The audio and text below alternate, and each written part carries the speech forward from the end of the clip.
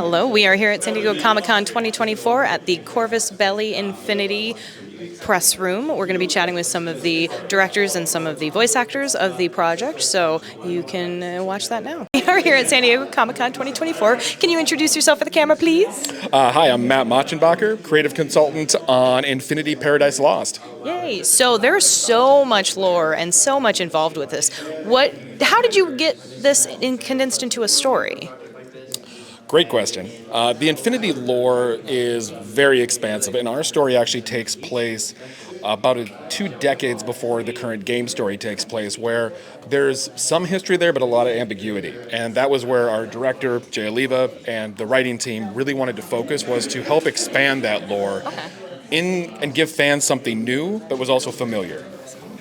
Awesome. So how did you get involved with this project? Jay and I have been friends for a long time. I previously worked at 20th Century Fox in the Deadpool campaigns.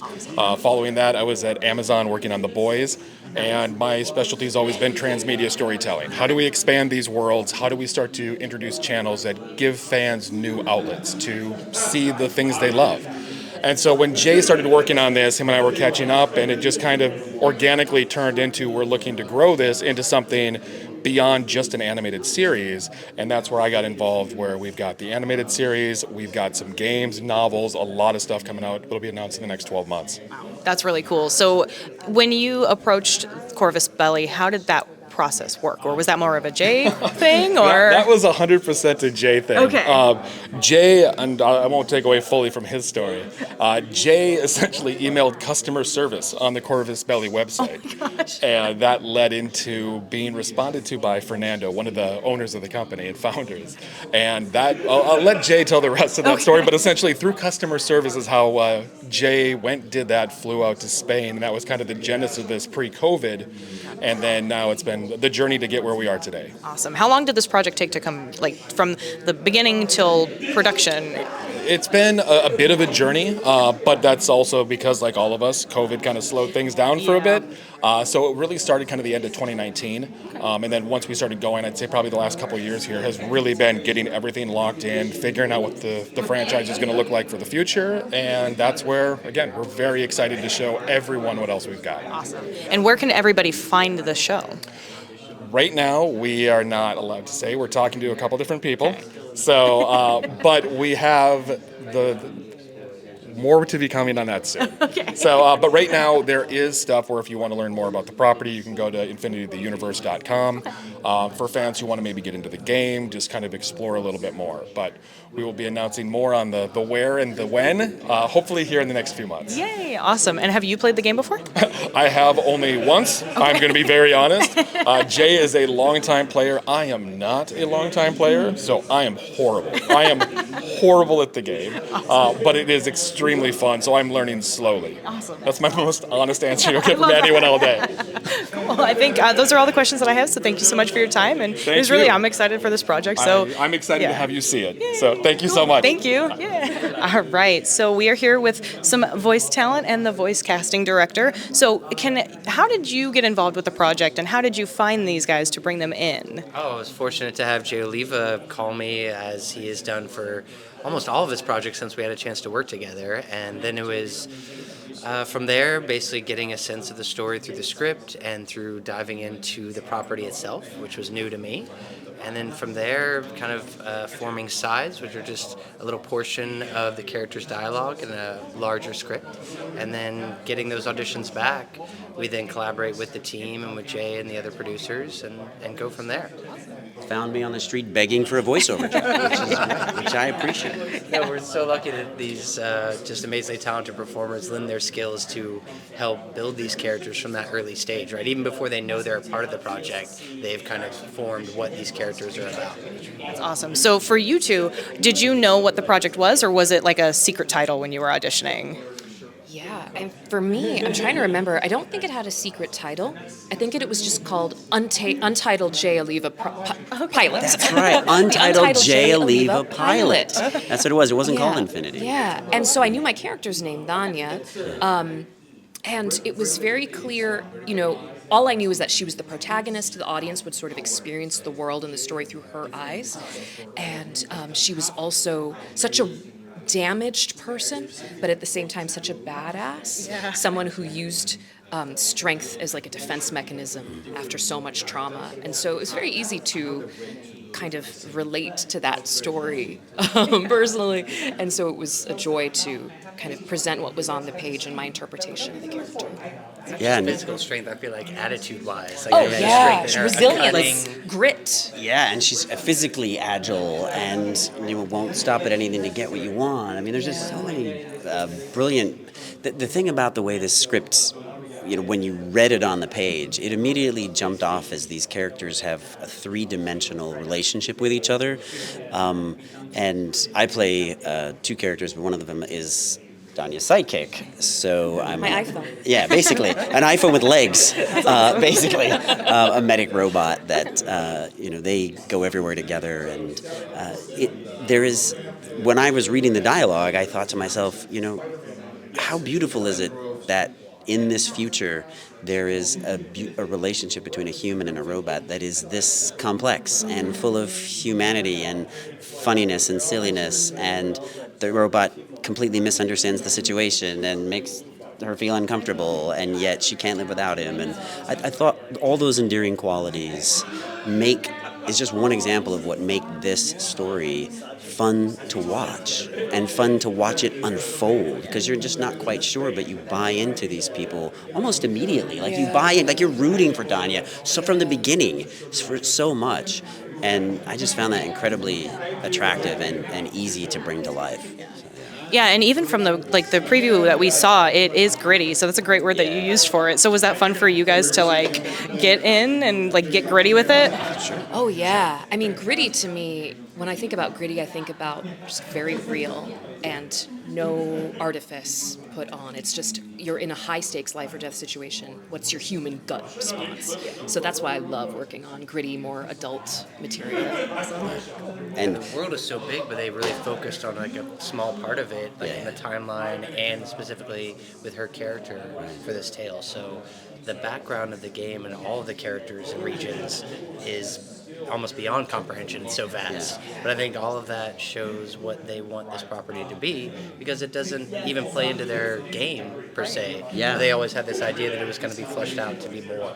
And so I think that gives us a chance to really then hyper-focus on a certain area while still having that big picture viewpoint. right. Like the stakes are very real for the characters in it, but in that it also does expand to eventually affecting the entire world. It's like a world within one. It's incredible. That's awesome. Well, thank you so much for your time, guys. It was really nice chatting with all of you. And we're really excited for the project. So I'm excited to see where it goes and how it grows. So It's great to meet you. yeah, it's great meeting you too. Yeah. All right. We are here at San Diego Comic-Con. Can we have you guys introduce yourselves for the camera? Hi, I'm Jay Oliva. I'm the executive producer and director of Infinity Paradise Lost. Awesome. I'm Gutierrez Lusquiños. I'm one of the creators of Infinity, the universe, which is a military game. I'm Alberto Aval, and I'm one of the creators of Infinity. So when you were thinking about putting this project together, how was the conversation with them? Matt kind of told me a little bit of a spoiler, but let's go with how you got in touch with these guys. I emailed them. I emailed customer service because that was the only number I could see. So I emailed them and I introduced myself. And I said, who do I talk to talk about taking Infinity as into an animated series? And luckily for me, that person kicked it up all the way to Fernando, who's one of the owners. And Fernando contacted me, and I got on the phone and I said, hey, let me fly out to Spain. I'll give you my pitch and we can go from there. And that's how I met these two. That's awesome. So what were your guys' impressions when did you imagine that this would ever become a shorts or a TV show? Sorry. Or how did it, when he approached you guys, how did you feel? Well, I really envisioned this, but only when I was sleeping. No, there's something you think about it, but you never really expect that really happen, or not now. Maybe in the future. But seeing that it's happening is really amazing for us. The same for me. So, really, I can't believe really that all the things that we create in the past right now, it's an anime series, an animation series. It's very, very, I don't know the word, illusionating for me. And there's a kind of a boom with tabletop games right now. Do you think that's going to help build this project into something even greater? I know Matt had said that there's plans for more coming up. So what are your thoughts on that? I mean, I think right now it's like the golden age of like board games and tabletop games, right? There's so many great games on Kickstarter. There's games that you can buy everywhere, and I think people after the pandemic, they miss being like playing in front of each other, right? And I think that's why like there's this kind of resurgence, which is why I reached out to them before the pandemic because I already had a forethought. You know what? Because this is one of the things I love is tabletop games, and Infinity was one of the properties that I love near and dear, and I thought, well, I don't think anybody's done anything with it yet. Let me reach out to them. So I really think that this is the next kind of step of things that you'll see. That's awesome. Yeah. Do you guys have any thoughts on that too, or? As I said, this is a dream come true. For us, it's really amazing to be here working with Jay and seeing that this is coming a reality. Yeah. Really. Awesome. Thank you. I think that's all we have time for, but it was really great chatting with all of you, and we're really excited about the project, so I'm excited to see where it grows and how, what's next. So thank you all. Thank you so much. Thanks, guys. All right. We are here at San Diego Comic-Con. Can you guys introduce yourselves for the camera? Hi, I'm Jojo Aguilar, art director. Freddie Weedman, composer. Okay, so I have a lot of questions, but how did you start this project, and where did you get I know that there were some designs in the book and everything, but where did you get the ideas from, and how did that process work? Well, visually, I worked closely with Corvus Belli and used their initial designs and just tried to expand on it, add a lot of detail, make it animation friendly for 3D, and and try to build world build using their lore, but just like making it even like more tangible. That's really cool. And then the music going off of that as well. The music is such a big part of it. Watching the trailer that we saw, the music was there and very there's something about it that just makes this world feel so alive. How did you approach this? Yeah, well, the trailer has actually music by me, which is themes from the actual first episode, which is very unusual. Usually trailer music is something very separate, but in this case it actually does represent the world we were trying to build musically too. So for me it was different because I didn't have anything to go on, existing characters for him. Okay. Other pieces that I work on, there's usually somebody made a movie about this already 40 years ago. Right. We're doing a remake. It's another Batman. It's another Justice League or something. In this case, there's nothing that it musically is tied to Infinity. So I had basically a blank slate to do whatever I wanted to. And with Jay's wonderful direction and the visuals that I got from the studio, it just kind of all came together very quickly because everything was so well done. And the story was so compelling, and the ideas we had about using otherworld instruments to create this otherworldly sound, packed into this sci-fi environment was just, it was a beautiful palette to pick from and a sandbox to play in with all these people and come up with something really cool. Awesome. And I know that there was mention of weird instruments that you included. What kind of weird instruments? So I used instruments from all over the world. Specifically, I used voice a lot, female voices. The aliens have this Tibetan throat singing thing, so we kind of went all over.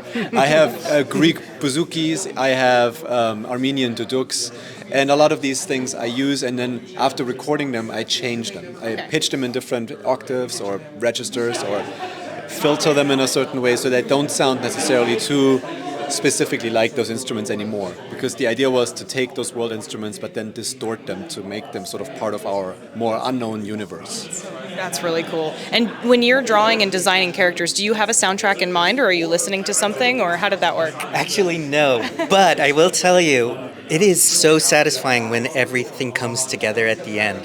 When you see the visuals and the voices and the music come together, it is so exciting for me, and that is all the music I need right there, everything coming together. Will you use that to inspire the next design for the next couple of projects? I know there might be some more things maybe coming up. Yeah, Okay. Definitely. I will listen to the soundtrack while I am designing for more now that he's already done it. Yeah. Stimulate the senses. Right? Yeah. But I couldn't have imagined how good it could sound when I was working on it, because I came on way earlier than he did. But when it came together, it was just so magical. Yeah. That's awesome. Well, we're all excited to see it. So thank you both for your time. It was great talking with you. Yeah. Thank you. Thank you so much, guys. Thank you.